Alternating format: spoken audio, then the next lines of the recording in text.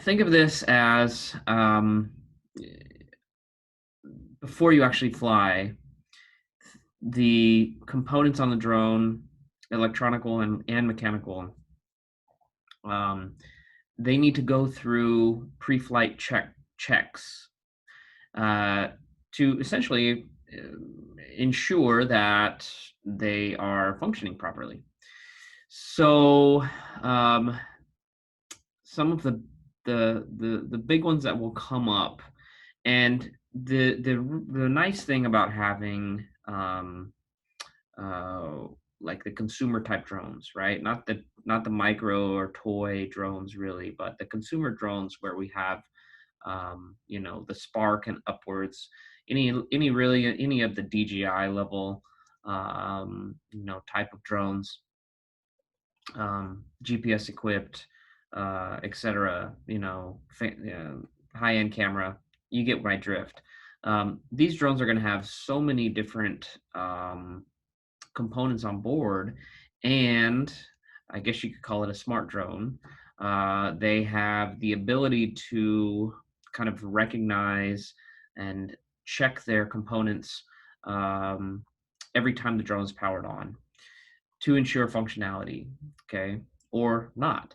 And so the most common ones that will prompt you, okay, so like on your intelligence on your screen on the iPad, whatever it is that you're using to um, be connected to the drone itself.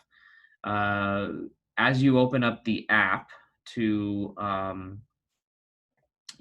control the drone, your the app will prompt you, essentially saying if there's a problem or if one of these components needs to be updated or fixed. And if not, it will also tell you everything's good to go, you're ready to fly. So the major ones to take note of, okay? And I'm mentioning these stuff just so that you're like, hey, do I have to do this every time, or how am I going to know?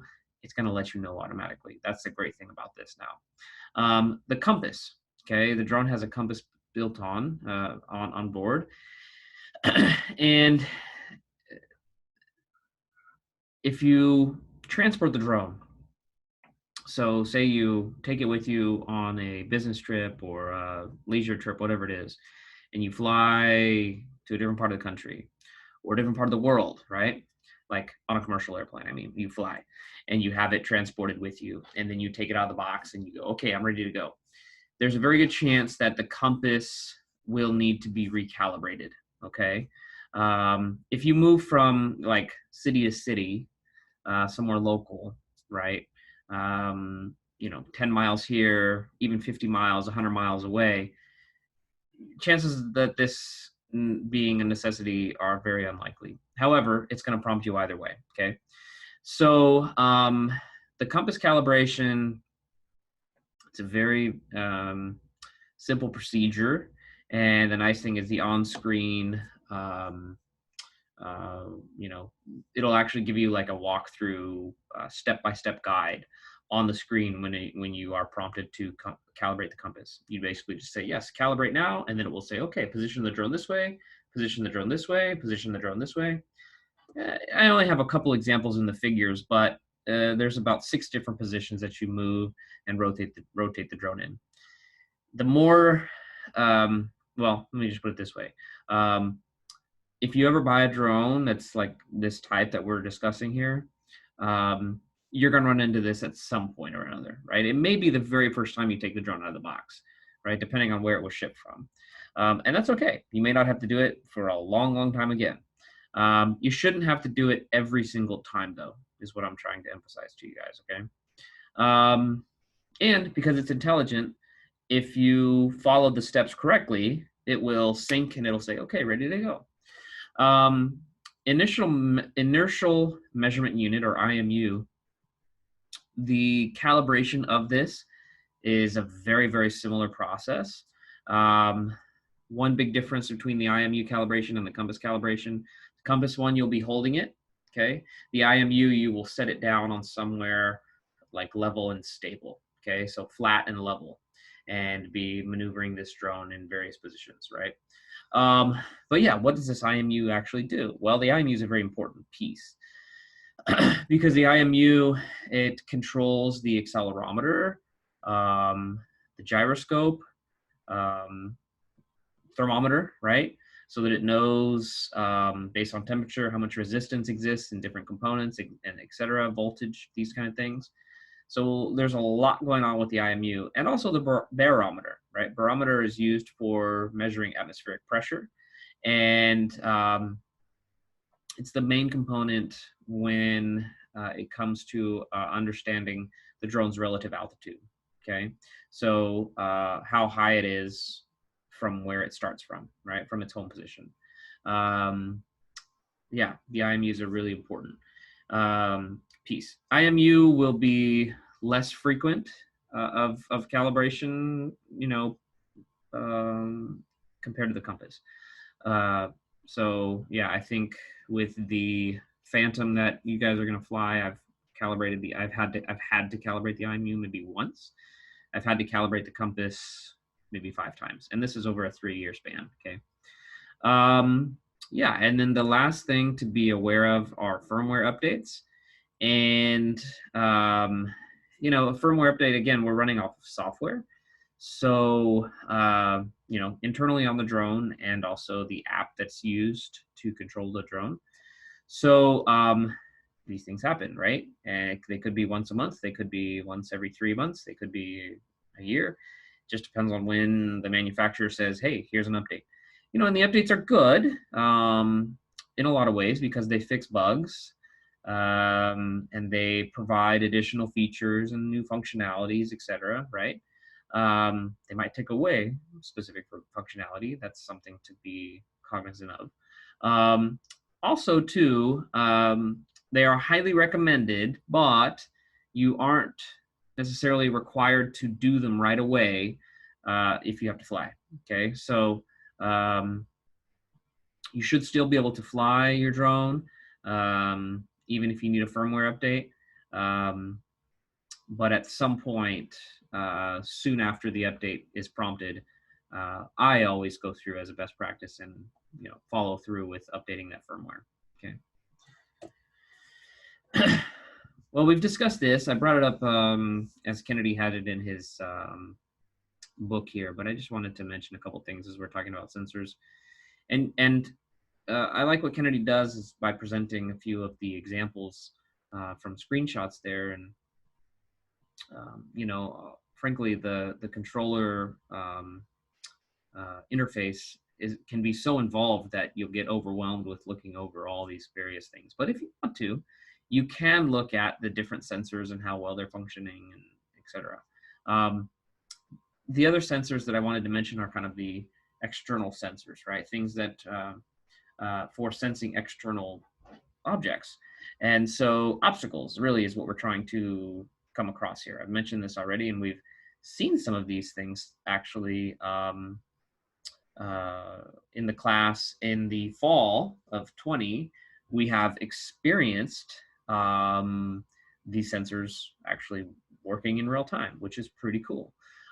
So the common term for the sensors I'm mentioning is called sense and avoid sensors, or you could just say avoidance sensors. But yeah, their whole purpose and value is to sense the presence of obstacles, and so that you then avoid hitting them, right? So that you don't crash your drone into something is basically what it's trying to do.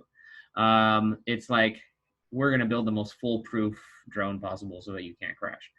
Lo and behold, it can still happen, right?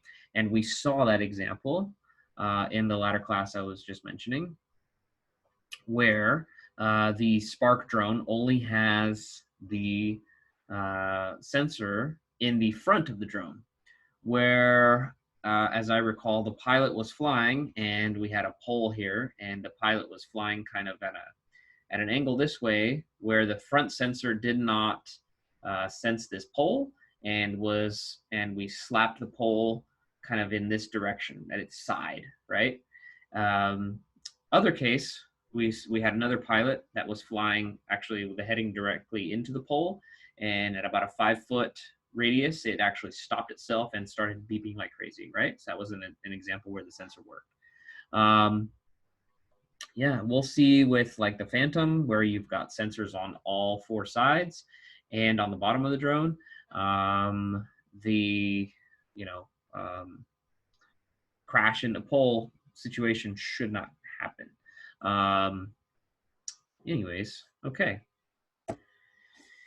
Now, I really like the way that Kennedy has drawn up this illustration. I think this is the, you know, most simple and straightforward way to communicate this. You've done this already a couple times, so this should be familiar. Just for your reference, this is called the Mode 2 configuration, okay? Mode 2 configuration. And it is the most common, and it is the default configuration. Why we go with Mode 2 as opposed to Mode 1, I'm honestly not 100% sure. Let's just know that that's what the default is. It's what, since it's default, it's what I was trained myself on. It's what I'm training you guys on. Whoops. But it's not the only thing out there. There are other ways. If you're more comfortable rearranging the stick configuration, you can do that, okay, via different modes. However, in this class, we are going to stick with this type of configuration. Your left stick is going to be your throttle and your rudder, right? I was commonly calling the rudder, you know, your rotate or your yaw, same difference, okay? As you move the left stick forward, that's going to be a throttle up, which is going to ascend the drone. As you move the left stick downwards, which is a throttle down, that will descend the drone, okay? As you move the left stick to the, well, I know that you're not seeing this exactly the same way that I'm doing it, but let's see. If I do this like this, yeah, to the left, then that would be the, oh no, that's looking like the, well, notice this is my left hand, okay? This is my left hand.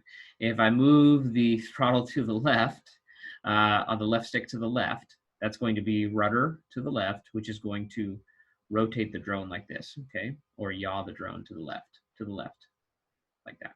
And then the right would do the opposite direction, okay? Your right stick then is going to be your, this is my right hand now, okay? Your right stick is going to be your up and down, commonly known as the elevators. So most common way we're going to actually probably refer to this is the forward and backward movement, right? I call this like your horizontal movements. Moving the right stick forward is going to push the drone in a forward horizontal position, right? Backwards going to, or down stick is going to move the drone backwards, okay? Again, all of these things we need to consider. Where is the front of the drone? And the front of the drone is going to be where the red lights are, okay? The same position where the camera is pointing, okay? The camera can only point one direction, at least in the examples I've shown you guys, and so that will be considered the front of the drone, okay? Again, the other thing to mention, I like the way Kennedy kind of harps about this, is that the drone's movements are relative to itself. They are not relative to what you're doing, okay? So that means that forward, a right stick push, right stick moved upwards is always going to be drone moving forward, which means the heading is always going to go in a forward position. However, if you have the heading positioned somewhere different, or the rudder has the heading moved somewhere different than directly in front of you, then that right stick forward is actually going to move the drone in some other random position, right? Wherever you put it to be. Just be aware of these things, okay? Same thing with left and right or aileron. That will be your horizontal position, kind of left and right, like a pan, left and right, okay? You guys know these things. I know in theory it's kind of complicated maybe, or I don't know, boring, but at the same time, this is really the, I guess it's good to know this terminology. However, this is really one of those touch, feel, hand-eye coordination things, right? And you've all got this type of experience by doing work in the field. Okay. Make sure these are not important messages.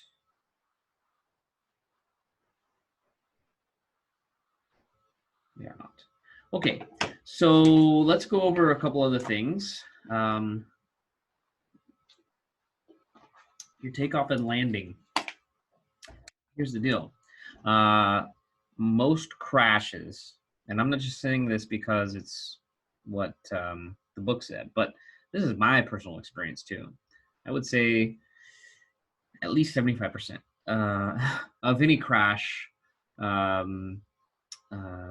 experience I've been involved in has been during a takeoff or landing procedure. Okay, so let's cover those things now, because as arbitrary as they might seem, or as simple as they may appear, they can be, I guess, dangerous, especially for the case of the drone being damaged.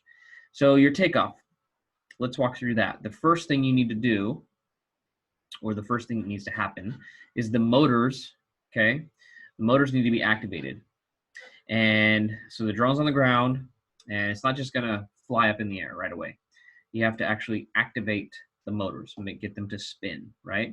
And even though they're spinning, it's not gonna take off. It's like they're just starting the activation mode.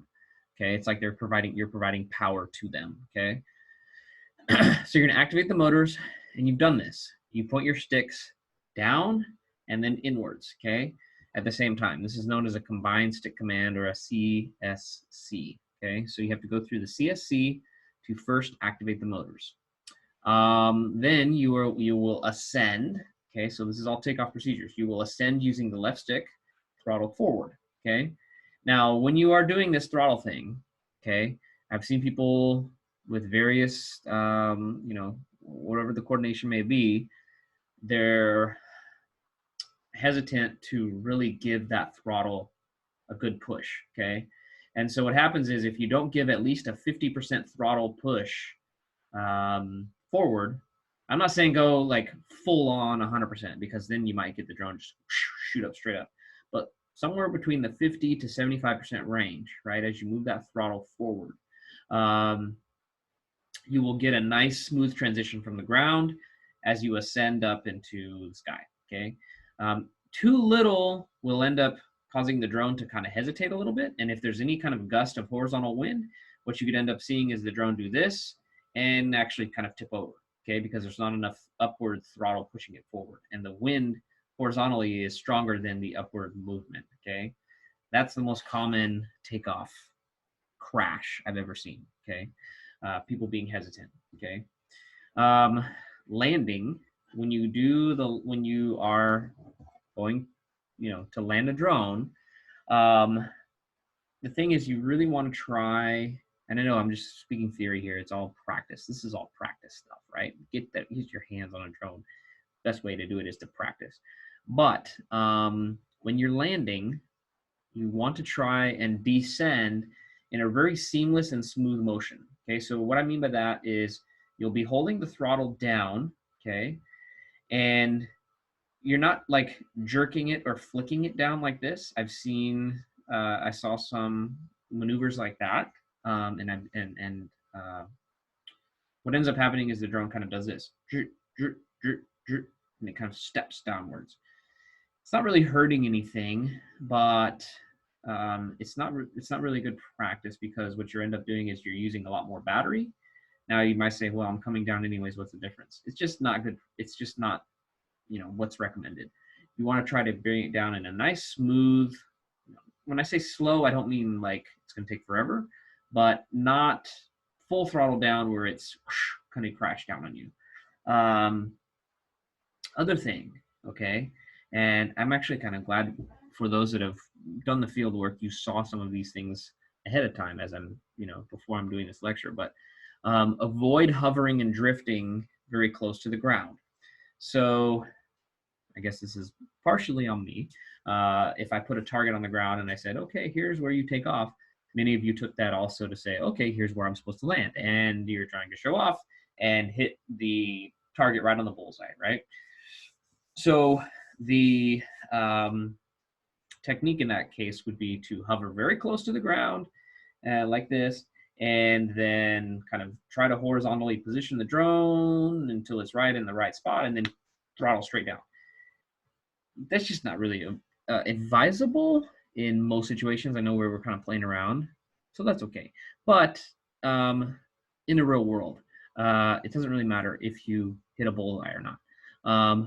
The point I'm trying to make is, and I saw this happen at least one time, when you do something like that, you run the risk of jerking the drone downwards, and as it's kind of tilted or rolled in a different position, kind of catching one of the legs instead of coming down straight down on its belly, catching one of the legs sideways, and then lo and behold, what's going to happen? Drone's going to tip over. Okay, drone's going to tip over. Again, that's just a common thing that happens, and something where you crash. That's going to be a crash. It's like, oh my gosh, I just finished a perfect flight and then I crashed the drone. It's just a landing technique, right? Once you're on the ground, then before walking over to the drone or having somebody walk over and try to pick it up, before you're on the ground, the best method is to kill the motors, so that the drone is basically deactivated and powered off. Well, I shouldn't say powered off because you still have the battery going, but deactivated. So you kill the motors, and you do that by holding the throttle at that point all the way down to the ground, or all the way down to the downward position. Throttle all the way down. By holding it down, it takes about 2 seconds. The motors will turn off, and then you're safe to go over and take the battery out or do whatever you got to do. Okay. Now, let's go over flight modes. Okay, basic flight modes. Read Kennedy's book because he really goes over these flight modes in good detail without getting too overly complicated. But the basic flight modes, you'll see these on really kind of, at least consumer drones, you'll see these available. You have your GPS mode, okay? So your GPS is going to use the GPS that's on the drone to actually assist and stabilize the drone, especially during like an outdoor flight. The reason I say outdoor is because 99 out of 100 times, if you're indoors, you're not going to be able to reach any satellites, right?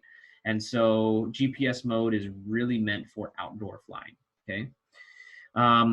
This stabilize and assist, really the assist part, right? Think of it like, for those who have done this before, think of it like as if you were driving a car that did not have any power steering or power brakes, okay? And how difficult that actually is to do. Your GPS mode is like providing you a power steering and a power brake, okay? So it's I guess I could say underappreciated or overlooked component, but the GPS has really, along with the IMU, has really allowed drone flying to be, something anybody can do really at any point in time, any skill level, at virtually no skill level, as we are seeing in this type of course, right? So appreciate your GPS. It is a pretty important component of the drone and what it actually is doing. Yeah, it makes your maneuvers and your hovering much easier, right? I didn't really see anybody, let's say, struggle. I mean, certainly you guys are grasping the hand-eye coordination component of things, but you don't realize that the GPS is how much it's actually helping you guys when it comes to stabilizing the drone, and especially if you're like in hover mode or switching between ascending and then flying forward or backward, those kind of things. Yeah, last note I have, you must enable the GPS, or GPS must be enabled if you're going to use an intelligent flight mode. Okay, I'll talk about intelligent flight modes in a moment. The optical or the OPTI, okay, OPTI mode, if you have equipped, or if the drone is equipped with downward optical sensors, okay, and those are at the very bottom, and those are meant to help the drone know where the ground is, so that it doesn't just slam directly into the ground when you're doing a descend or throttle down. Your OPTI mode uses the optical sensors to stabilize the drone if there's no GPS. Okay, so this is really helpful when you're in an indoor environment. Okay, as we just mentioned, if you're indoors, there's no GPS. How do you still get the drone to fly stably?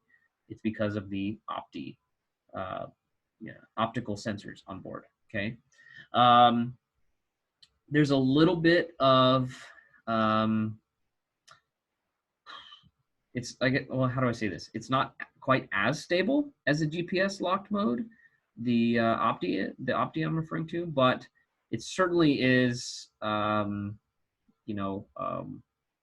much more stable compared to the mode I'm about to mention, which is called the attitude or ATTI mode. Okay, an ATTI mode, for those who dare, the ATTI mode will disable any assistance from GPS or any other sensors. Okay, so it's like the most natural free range mode you have, right? And the funny thing is, not the Tello, but really any of those other low end, cheap toy micro drones, available. The majority of those don't have any type of GPS or optical sensors. So they just fly in ATTI mode anyways, right? And you might get something like, why does this thing fly like crap, right? Well, it flies like that because that's the natural flying way it's supposed to go. In other words, gusts of wind comes, it's supposed to blow it away this way, or it's supposed to blow it, other directions. This kind of hovering that we get with the GPS or OPTI mode is not natural, right? That's what the ATTI mode is. So, you may, the more you get into this, or maybe your own preferences, that as an experienced drone pilot, you prefer to fly ATTI mode because it's, as I'm kind of saying here, the most natural way and what, what's meant to be. Frankly, the only time I've ever flown in ATTI mode, okay, and this is somebody that has flown probably 1,000 drone flights in my life. The only time I've really ever flown in ATTI mode is in an emergency situation where my GPS or any type of other optical sensors, most likely GPS in an outdoor setting, malfunction, or we're no longer communicating for one reason or another. And I had to fly in this ATTI mode. Okay, that would be the only time, me personally, that I would choose to do it, because as challenging as it may be to overcome something like this, to me it doesn't really matter or make sense, because again, for my preference, what's the difference? I'm just trying to fly the drone to accomplish some goal, right? So I'm not going to have you guys fly ATTI mode in this course. Most of you would crash the drones and we wouldn't have much fleet left, including myself. So if you want to explore that on your own with your own equipment, by all means, check it out. It's not something I'm going to have you do or advise you to do in the course, however. It is definitely the most difficult mode, okay? And something that really experienced pilots venture to try. Okay, the last one is called the sport mode. And the sport mode is quite unique. What sport mode does is it still uses GPS or optical, but it still uses sensors to assist, right, to help provide stabilization. But what sport mode does is it's like it unlocks the full potential of like the drone's power, right? So in other words, your GPS mode is kind of like, okay, smooth sailing, kind of like slow and steady, kind of like gets it done. And so in other words, what happens is some of the motors, even if you're at full throttle, are dialed back a bit. Okay, are dialed back. The power that can be pushed to those motors. With sport mode, all power goes all places wherever you direct it to be. Right. So you can fly as fast as possible. When you transition from forward, back, side, you'll notice the stops and starts are a lot more abrupt. So it can be a little jarring. It's not necessarily something that I'm interested in doing, but if high-speed flying is something you like to try, then that's the way to go. Remember, it is legal to fly up to 99 miles an hour, right? So as long as you are following all the other P107 rules and regulations, you can do that, right? It's really opened up this whole thing called drone racing, this drone racing phenomena, right? I shouldn't just say phenomenon. It's like there's a drone racing league where guys are making lots of money doing this. Watched it on TV one or two times. Not really that interesting for me. Saw it in person. Much more interesting. So, anyways, okay. Here we go. So I pulled this from Kennedy, and it's a little pros and cons thing, basically summarizing what I just talked about. Other thing about sport mode is your collision sensors are disabled, so be aware of that, right? Trying to see, just as I'm scanning through this, if there's anything else that I did not mention. Great for practicing. Video, drone will be affected by the wind. Yeah, so with ADI mode, the cons, the drone will be affected by the wind, and it takes some practice to master.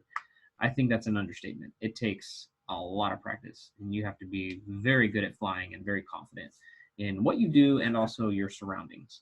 The Opti mode only functions because, again, it's using those downward sensors, and those have a limitation or a range. And so the Opti mode will really only work if you are within about 10 feet of the ground, okay? So that's the whole idea of indoor flying, right? You really want to try to, it's not meant for like flying large, tall warehouses or something like that indoors. So I wanted to highlight this. You'll see this when you're in the field with me, but this is the flight mode controller. This is from a Phantom 4, okay? And the modes are controlled with manually on the top of the controller. There's a toggle switch, okay? So where I have PSA here, this little toggle switch. And so these can be flipped back and forth at any point in time. Now, the majority of the time I use what's called the P, or the position, okay? And so in P mode, what happens is it's like your GPS and your Opti are both enabled, okay? Whichever one, well, so I should say this. If you're indoors, it's going to go to Opti. If you're outdoors, it's going to go to GPS. If you're outdoors and there's no GPS, it'll just go to the Opti, okay? But that's your P mode. It's the most commonly used mode because it also is going to allow you to use intelligent flight modes, okay, which we'll get into. Okay, your sport, okay, is the S, and the sport maintains the GPS lock like I mentioned, but it's going to unleash the full power, but there's no intelligent modes, right? And no collision sensors, no sense and avoid sensors. And then your ADI mode at the very far right side, right? If you dare to attempt that, or if you're forced to attempt that, right? If it's one of those situations where, see, I've never even actually fully switched this toggle over. The whole story I was telling about was this malfunction occurred and the drone automatically switched to ADI mode. So then I was like, oh my gosh, okay, here I am, right? Let me get, even though the toggle was still in P, it switched over to ADI. I had to get myself back, get the drone back into some kind of range. And then my GPS actually came back and locked back in, and the P mode took back over, okay? Nevertheless, those are the modes, how you can flip them back and forth to get them to, you know, to fly in these various ways with a DJI. And this is in particular is a Phantom 4. Also the same case for like the the DJI Inspire. And although they have so many new models now, that many that I haven't even tried, I couldn't tell you exactly. But just know that this kind of toggle is something available on more of the higher end type of drones. Okay. All right, let's get into this thing called intelligent flight modes. All right.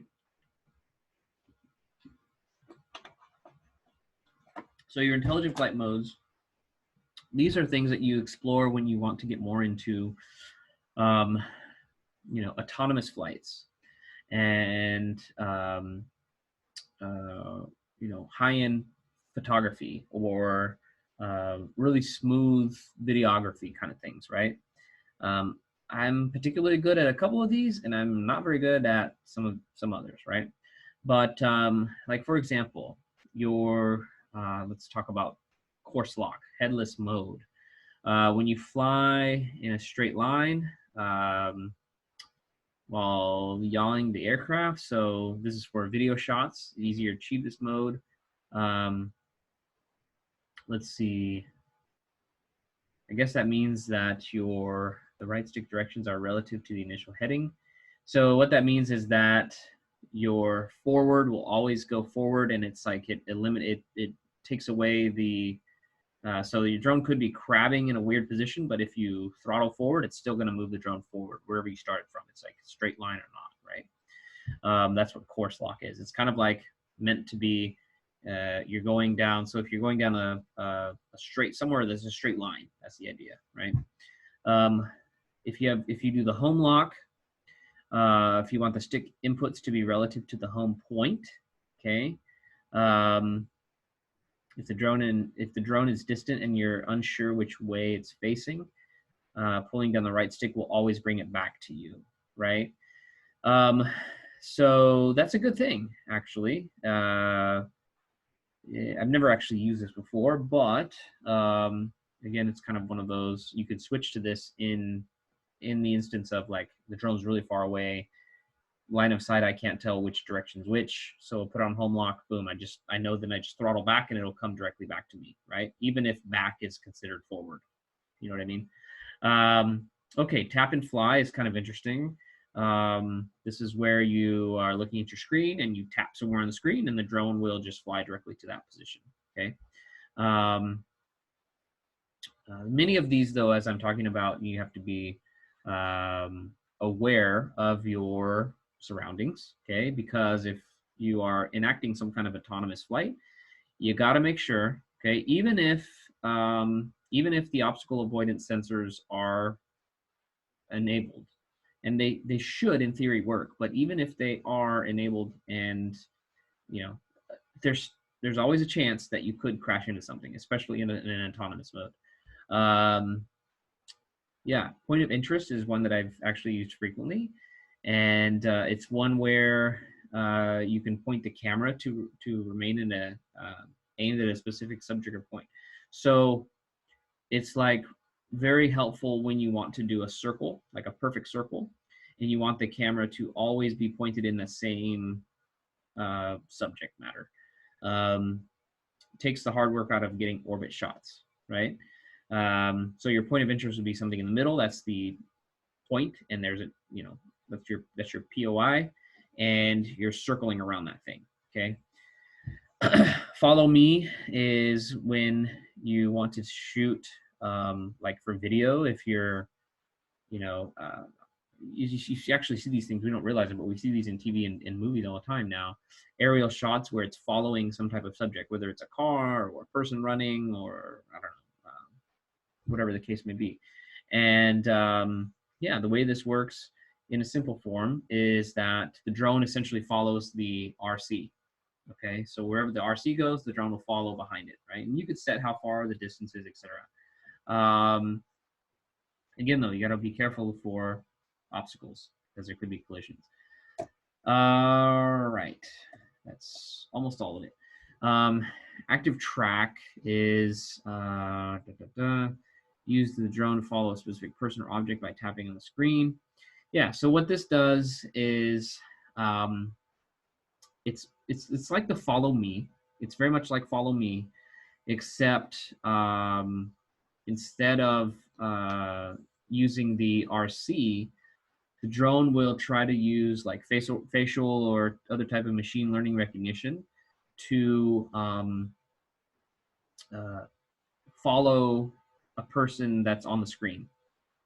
Okay, so without having to hold the RC. So say you're the pilot and you have the RC, but your friend is standing next to you and they are on the screen at that time. You could tap the screen for active track and the drone will attempt to follow that person if they walk around, run around, whatever they do, right?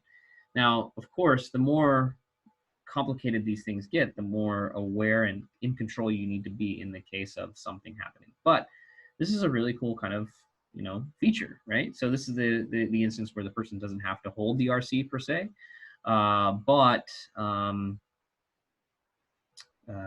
yeah, I mean, you still got to be aware of what's going on, right? Gesture mode, like the author says, is kind of gimmicky. It's one of those where you can take drone selfies and try to get the drone to, you know, do things that you want it to do, like track your movements and that kind of stuff. I don't know, not for me. Waypoints, however, I've used frequently, and so a waypoint is a position on like a map that you place or you have the drone fly to, and it's like a stored GPS position, and you can have multiple waypoints in a on your map area, and you basically say, okay, drone, fly from here to here to here to here to here. So it's like making the drone fly in a predetermined, not necessarily following a person or the RC or something like that, but following the GPS positions that have been activated by you, right? Yeah, this is a really, really interesting and commonly used method, especially, oh, my PC's running low on battery, especially for mapping applications, okay? So let me try to wrap this up here. And then terrain following is a feature where the drone will, let me get out of this so I can see what's going on with my computer. Hold on one second as I plug in, because I do not want this to stop the video.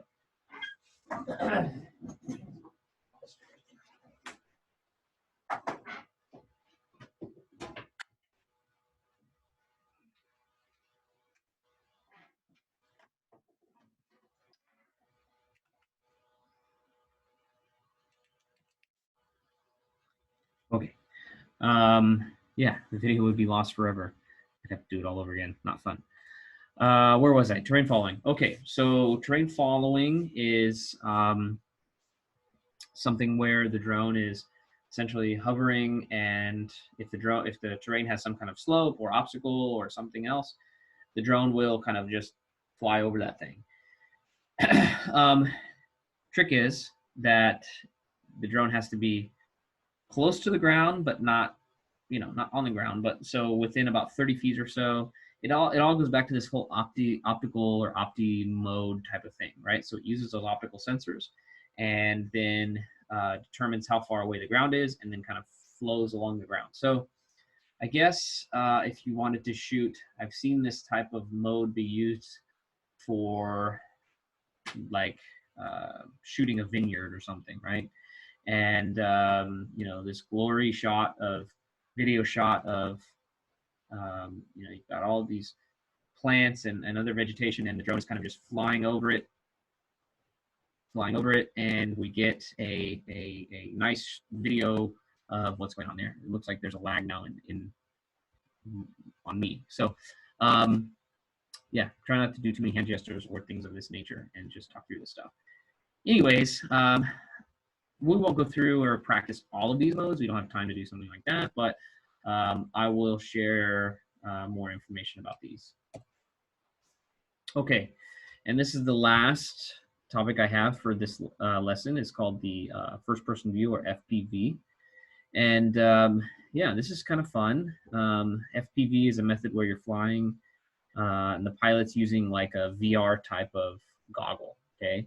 And then they're able to see, right? They're able to see what the drone does by using only the video feed, right? So your eyes are completely covered up. Your eyes are completely covered by these goggles, like the left figure there.